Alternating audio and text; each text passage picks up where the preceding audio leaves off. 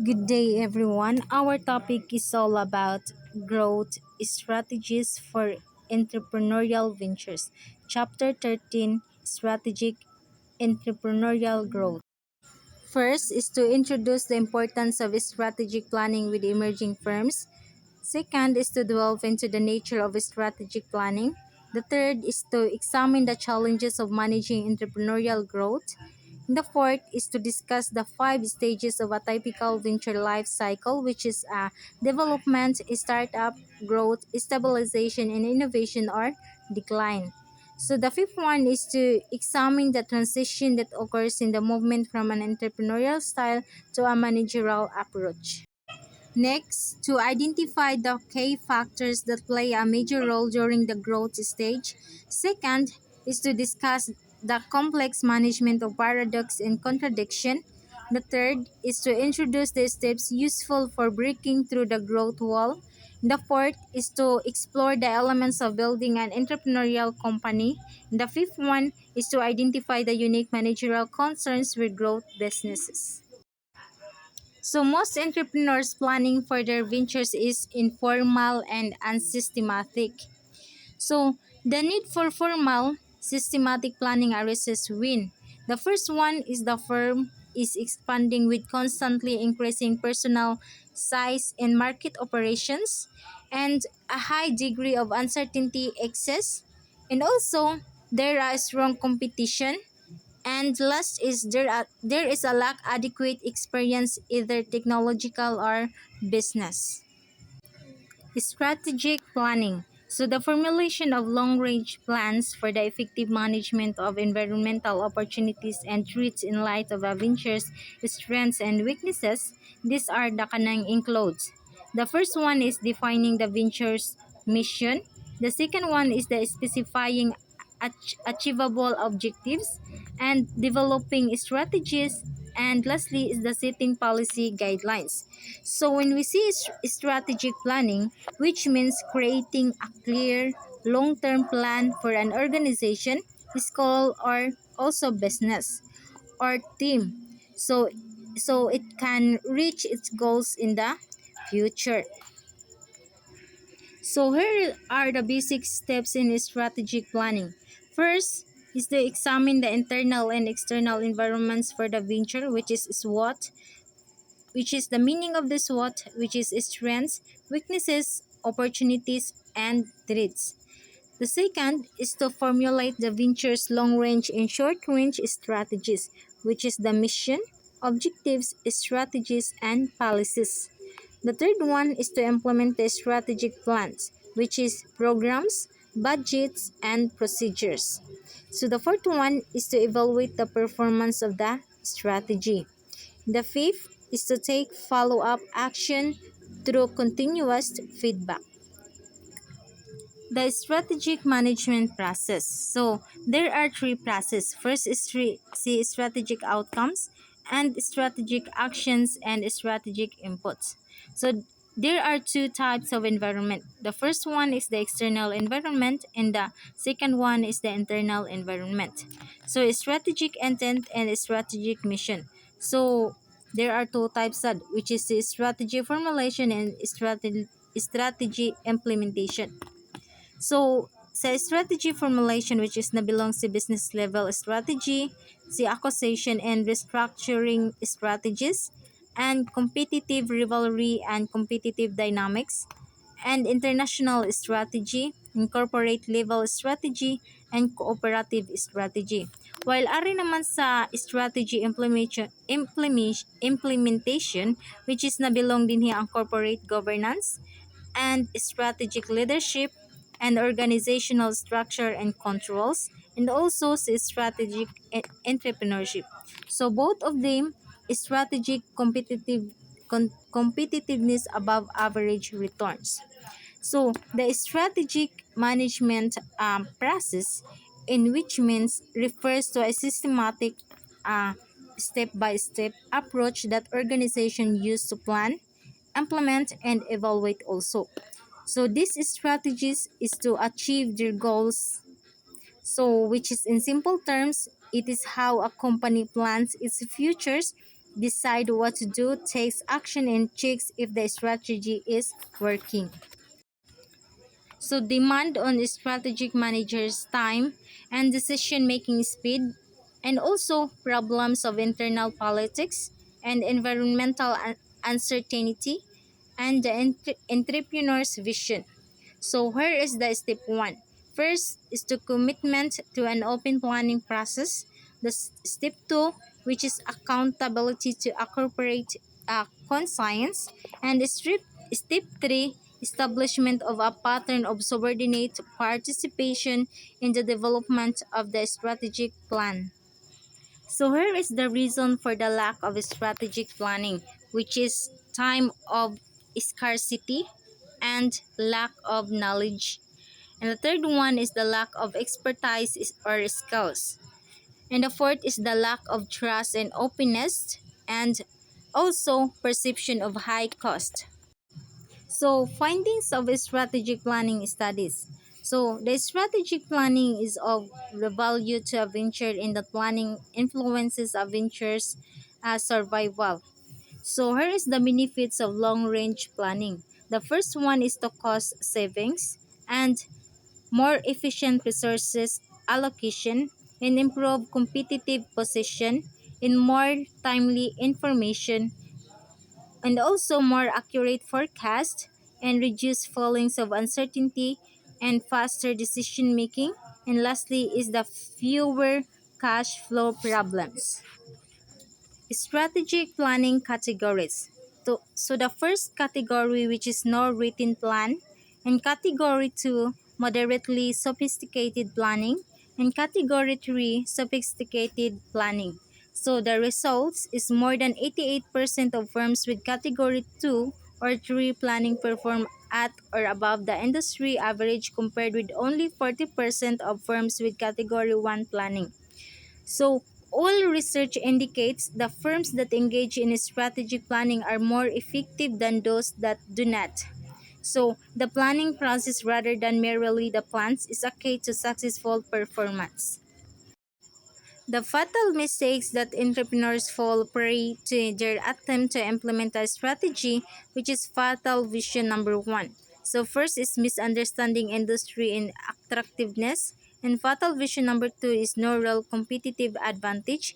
And fatal vision number three, which is pursuing an untenable competitive position. In fatal vision number four, compromising strategy for growth. In fatal vision number five, which is failure to explicitly communicate the venture's strategy to employees. So here is the integration of entrepreneurial and strategic actions.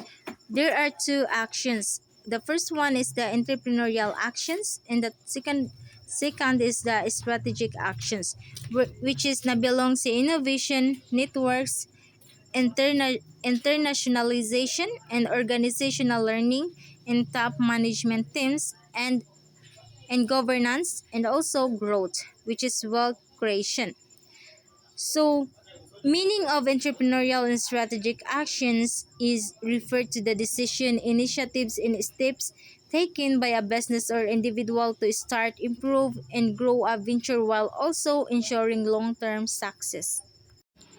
Strategic positions are often not obvious, and finding them requires creativity and insight, and are unique positions that have been available but simply overlooked by established competitors, and also can help entrepreneurial ventures prosper by occupying a position that a competitor once held but has ceded through years of imitation and struggling. So here is the strategic approaches, which is position, leverage, and opportunities. So the the belong din is strategic logic, strategic steps, strategic question, and source of advantage, and works best in. So duration of advantage and risk also, and also performance goal. So those are the strategic approach of position, leverage, and opportunities. So the entrepreneurial strategy matrix independent variables, which is innovation. So creating a unique and different product and services, which is the low high. and high innovation, low risk, and low innovation risk.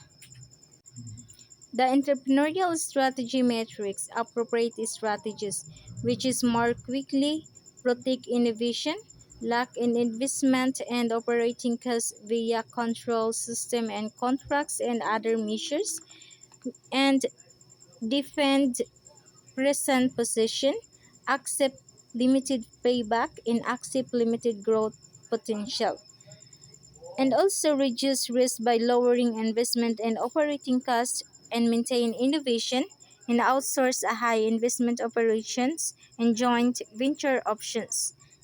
And lastly, the increased innovation develop a competitive advantage and reduce risk, and use business plan in object analysis and minimize investment, and also reduce financing costs and franchise option. Life cycle stages of an enterprise may Chandler. So first is initial expansion and accumulation of resource, and second is rationalization of the use of resources, and expansion into new markets to assure the continued use of resources. And the lastly is the development of new structures to ensure continuing mobilization of resources. A venture's typical life cycle. So the profit, productivity, and revenues. So nabilong din si new venture development and start up activities in venture growth and business stabilization, and also innovation or decline. So when we see a venture's of typical life cycle, which is a business or entrepreneurial project that goes through several stages from the time it is created until it either grows or stabilized or declines. So this is stage show how a business develops over time. So a venture's life cycle follow this pattern, which is idea, startup, and growth. New venture development, which means activities associated with the initial formulation of the new venture's general philosophy, mission, scope, and direction. Then is the startup activities, which is creating a formal business plan, searching for capital, carrying out marketing activities, and developing the entrepreneurial team. While din is a growth, which is a leadership transition from an entrepreneurial one person focus to a managerial team orientation to cope the growth of the venture. While sa business stabilization, which is a swing, which means that precedes that period when the firm either swings toward greater profitability or toward decline and failure. While sa innovation or decline, which is the firm either continues its success by acquiring other innovative firms and develops new products, services, or it goes into decline. Impediments to transition: a highly centralized decision-making system, an overdependence on one or two key individuals, an inadequate repertoire of managerial skills and training, and also a paternalistic atmosphere. The entrepreneur's point of view. So there are some kanang mga questions. So first is, where is the opportunity? And how do I capitalize on it? And what resources do I need? And how do I gain control over them? And what structure is best? While the administrative point of view, what resources do I control? What structure determines our organization relationship to its market? And how can I minimize the impact of others on my ability to perform? And lastly is the what opportunity is appropriate. The key factors during the growth stage, which is the control, responsibility, and tolerance of failure. When we say control, does the control system amplify trust? And does the resource allocation system amplify trust? And is it easier to ask permission than to ask forgiveness? While the responsibility is creating a sense of responsibility that establishes a flexibility, innovation in a supportive environment. Well, sa tolerance of failure, which is moral failure, personal failure and uncontrollable failure.